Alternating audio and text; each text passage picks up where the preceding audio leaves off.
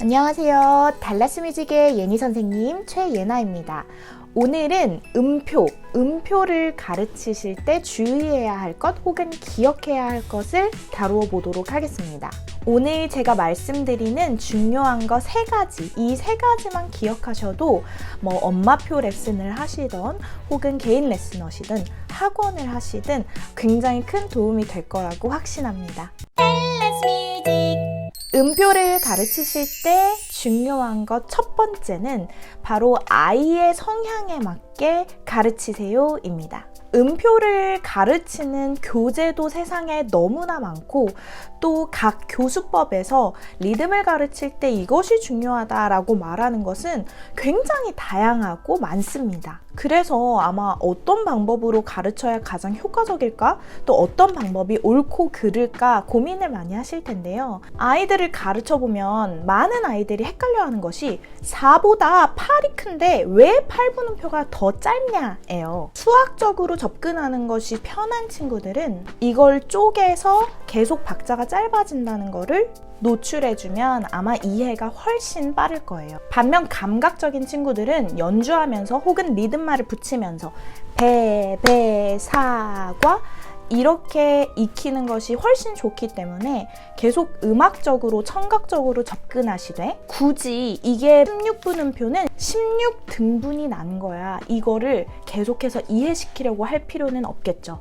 그냥 외우는 것이 그 아이들에게 훨씬 더 쉬울 수도 있습니다. 음표를 가르칠 때 주의해야 할 것 2번째입니다. 2번째는 바로 속도가 아니라 길이의 문제인 것, 즉 빠른 게 아니라 짧은 것임을 강조해 주세요입니다. 어른이 되면은 이 음표가 이해하기 쉽죠. 아이들은 만져지지도 않는 음표가 길이를 가지고 있다는 사실을 인지하고 완전히 이해하는 것이 굉장히 어려운 일인 것을 우리가 기억해야 해요. 그래서 딱 들었을 때 이 분음표는 상대적으로 느리게 느껴지고 16분음표나 8분음표는 타타타타 하면서 빠르게 느껴지니까 자꾸 연주할 때도 8분음표가 등장하면 빠르게 연주하고 2분음표가 등장하면 속도 자체가 느려지는 것을 모든 아이들에게서 보실 수가 있어요. 이 문제 같은 경우 처음에 음표를 가르칠 때 이 부분을 강조하고 기틀을 마련해 놓지 않으면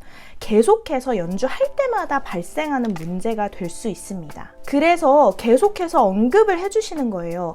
이거는 빠른 게 아니라 짧은 거야 라고요. 물론 리듬은 신체적인 활동을 무조건 가져가야 하지만요, 음표의 길이를 완전히 인지시키기 위해서는 시각적인 효과도 같이 가져가시면 좋습니다. 제가 퀴즈 영상에서 보여드린 것처럼 파스타면, 길쭉한 면을 잘라서 2분음표가 4분음표가 되는 것, 4분음표가 8분음표가 되는 것, 이렇게 보여주셔도 좋고, 음표의 길이를 색칠하면서 이게 더 긴 거고 이게 더 짧게 색칠하는 것임을 보여줄 필요도 있어요. 음표는 속도가 아니라 길이다를 계속해서 강조해 주셔야 나중에 8분의 6박자 이런 개념이 나오면 8분음표가 한 박자가 되어버리거든요. 그럼 그때 아이들이 혼돈이 한 번 더 오는데 8분음표가 지금까지 굉장히 빠른 건 줄 알았는데 8분의 6박자에서 너무 느리게 느껴지는 거예요. 그런데 음표의 길이로 완벽하게 기초부터 인지하고 이해한 친구들은 8분의 6박자로 가든 2분의 3박자로 가든 박자의 개념이 흔들리지 않을 수 있습니다. 또 여기에서 이 음표들 간의 관계성을 정확히 인지시켜 주셔야 해요. 그러니까 2분음표는 4분음표 2개가 모여서 2분음표가 된다. 8분음표 2개가 모여서 4분음표를 이룬다 등호로 표시했을 때 2분음표가 가장 크고 4분음표, 8분음표, 16분음표로 갈수록 좁아진다는 것을 인지시켜 주시면 그거는 항상 불변하는 사실이기 때문에 어느 박자표의 악보를 보던지 그 길이에 대한 지식은 흔들리지 않을 수가 있어요. 이 음표 간의 관계를 좀 정확하게 쉽게 재미있게 인지할 수 있도록 제가 노래 하나를 알려드릴 텐데 3번 끝나고 가르쳐 드리도록 할게요. 음표를 가르칠 때 기억해야 할 것 혹은 주의해야 할 것 마지막 3번째는 바로 고정박과 함께 가르치세요입니다. 고정박의 중요성은 제가 다른 영상에서도 강조한 바 있죠. 제가 유아 레슨을 가는 레스너 선생님들에게, 학원 선생님들에게 준비물 하나를 가져가야 한다라고 하면 저는 작은 리듬 악기, 우드블럭이라든지 리듬막대라든지 아니면 뭐 에그쉐이커라든지 아니면 마라카스라든지 캐스토네츠라든지 어떤 것이든 상관없습니다. 리듬 악기를 가져가라고 말씀을 드리고 싶어요. 박수 소리를 내도 되는데 왜 리듬 악기를 가져가야 하나요? 라고 말씀하신다면 리듬 악기가 더 재밌잖아요. 아이들이 보기에 훨씬 더 흥미롭고 무엇보다 박수 소리보다 소리가 훨씬 커요. 악보를 보기 전에 리듬 치기를 하시던 아니면 리듬 카드를 가지고 리듬말 붙이기를 하시던 이 고정박을 주지 않고 하는 건 제가 정확히 말씀드리면 의미가 없다라고까지 말씀드릴 수 있겠습니다. 고정박이 형성되어 있지 않은 아이들에게는 아무리 리듬말을 배, 사과 이런 식으로 붙여도 배가 한 박자고 사과가 두 박자라고 인지하기 힘들어요. 아마 리듬말을 하라고 하면 배배 사과 아니면 배배 사과 이런 식으로 말할 수밖에 없을 거예요. 그리고 또 중요한 것, 아이들이 정말 많이 실수하는 것인데요. 두 박자가 있으면 두 박자 내내 소리 내는 거를 아이들이 굉장히 어려워해요. 그래서 사과라는 리듬말을 붙이시더라도 사과까지 소리를 내는 게 아니라 사과 하고 연주를 끊어버리는 것이죠. 그런데 교육자 혹은 보호자께서 고정박을 주시면서 메트로놈도 사실 상관없습니다.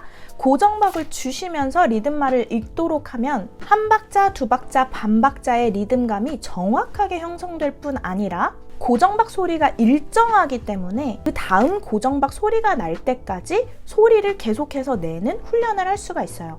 물론 이게 잘 안 되면 선생님들이 한번 언급해 주시는 것도 좋겠죠.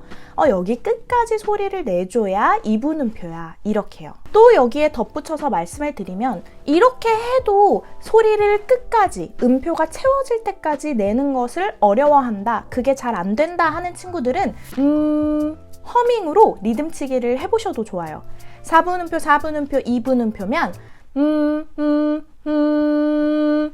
이렇게요. 그래서 소리가 2분음표 내내 들릴 수 있도록 훈련하는 것도 좋은 방법이라고 말씀드릴 수 있겠습니다. 자, 아까 제가 2번에서 음표 간의 관계성 꼭 가르쳐야 한다고 말씀드렸는데요. 이걸 쉽게 가르칠 수 있는 보호자분들이시라면 집에서, 교육자분들이시라면 레슨 중에 할 수 있는 간단한 노래 하나를 알려드리겠습니다. 자, 우리 이 노래 다들 아시죠?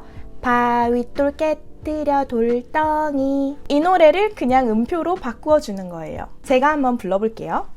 오음표 깨뜨려 2분음표, 2분음표 깨뜨려 4분음표, 4분음표 깨뜨려 8분음표, 8분음표 깨뜨려 16분음표. 엄청 쉽죠? 레슨에서 한번 적용해 보시면 아이들이 음표를 하나하나 따로 외우는 게 아니라 이 노래로 음표 간의 관계성을 완전히 이해할 수 있을 거예요. 네, 오늘 영상은 여기까지고요. 다음 주 목요일 7시에 달라스 뮤직은 더 좋은 영상, 도움이 되는 영상으로 찾아오겠습니다. 감사합니다.